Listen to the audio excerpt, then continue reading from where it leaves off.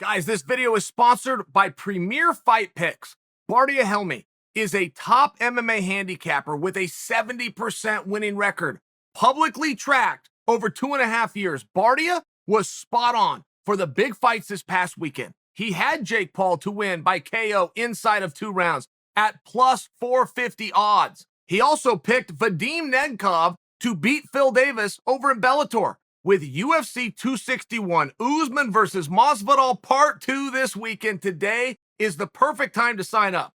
Bardia is offering a special weekly subscription for only $49.99, which not only gets you all of his bets and analysis for UFC 261, but also next week's UFC Fight Night. Bardia subscribers have won on the last 4 UFC pay-per-view events in a row. So if you like to bet on fights and you're looking for help in picking winners, visit PremierFightPicks.com to subscribe. Bardia also gives out free bets on Instagram, so follow him at Premier Fight Picks. Askren versus Paul, so it's over. I thought that as far as the contest went, and you have to understand one thing about Jake Paul, and it's very hard to accept. It's very hard to accept that nerd's a tough guy. Right? I mean, that guy, he's rough. His brother is too, and I know there's a pushback. I know there is. I'm not saying they're good fighters. Hold that thought, because he's 24 years old as it regards to Jake. He might become one.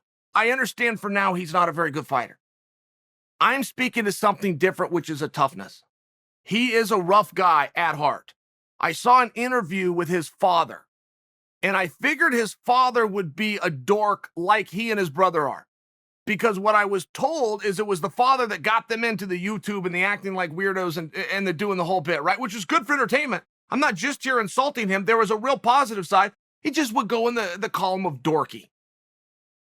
When I saw the interview with the father's a roughneck. I didn't know that. Not at all what I would have thought. And when I did see that interview, and Uriah Faber shared it to me, said, Chael, I really think you should see this. And it was a day or so before the fight.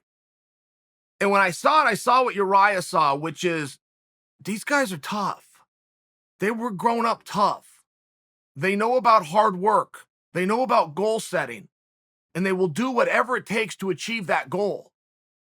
And even in the avenue of YouTube, which is what we're choosing to tease them for, right? You're coming from a guy teasing a guy for being on YouTube who's got a YouTube channel, okay? So, I mean, you have to understand, I feel as though it's okay for me to attack them when I'm attacking myself at the same time, but it's one of these things where they're not authentic, they were not real, they were goofy, and whoever gave them ideas and wherever that comes in from inside is generally somebody pretty weak. Well, that's not the case. This was somebody pretty clever.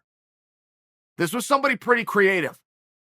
This was somebody who had a goal and saw the best way to get there and then executed. And you will be told your entire life, $1 million idea. Have you ever heard that? Oh, that's $1 million idea. There's no such thing. Ideas are everywhere and they're worth nothing. It's all in the execution.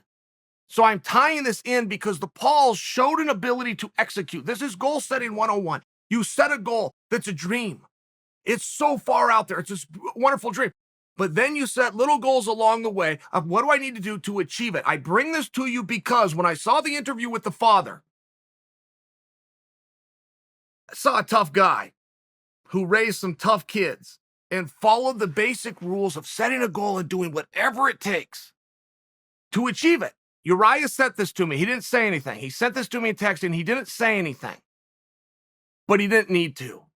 All Faber told me is, Chael, I think you should see this. I watched it. I know why he sent it to me. Now, and I tell you this, and I give you this backstory because I know it pains you to have to compliment the Paul brothers. Look, they're tough guys. And as far as saying that Logan sucks at boxing, he sucks at boxing in comparison to other main event fighters. He's the worst boxer ever to do this record number of pay-per-views. But he's still a young man that's got a goal, who's a proven success. And he's proven to be successful because he will do whatever it takes to get there. Big goal, steps to get there. He's proven it.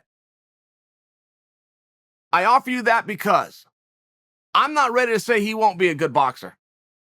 He's far too old to believably think that he's going to be a great boxer. Does he need to be? I mean, in all fairness, does he need to be, guys? We talk about it all the time. Quit focusing on the ranking. Focus on the placement of the card. Who cares what he's ranked? He's a main event fighter.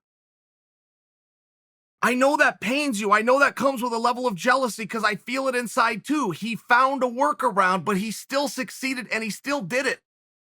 And there's something to be studied here. I don't see him calling for easy fights. This isn't a gimmick where he's out calling out and then X, Y, and Z. He's calling out Olympians, Hod Trophies winner. Ben Askren won 2 world championships. You can talk about that's not boxing all you want. He called out a straight up badass, period.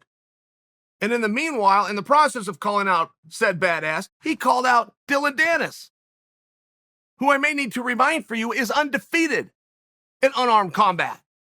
Not for nothing. Paul's a tough guy.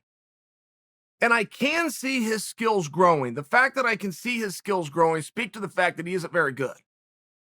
It's very hard, by example, if I was to roll the tape back and show you a video of Floyd Mayweather 8 years ago, and another one that was 4 years ago, and another one that was his most recent fight, you're not going to see a lot of growth there. That's not an insult to Floyd. It speaks to the idea that he's a pretty finished product and has been for well over 2 decades. Paul, you're seeing the improvements, which is a compliment because it means he's in the gym. It also means no matter what he's saying, he knows inside, I have room to get better. But we can see actively that he is pursuing that. So where does he go from here? We're going to find out. But he deserves a level of credit. He knew what he was getting into. He knows that Askren won 18 fights, won 2 championships in different weight classes, plus everything he did in the sport of wrestling at yet another weight class, right? I mean, he knew what he was getting into. But he believed in himself. He believed in his training. He let his hands go.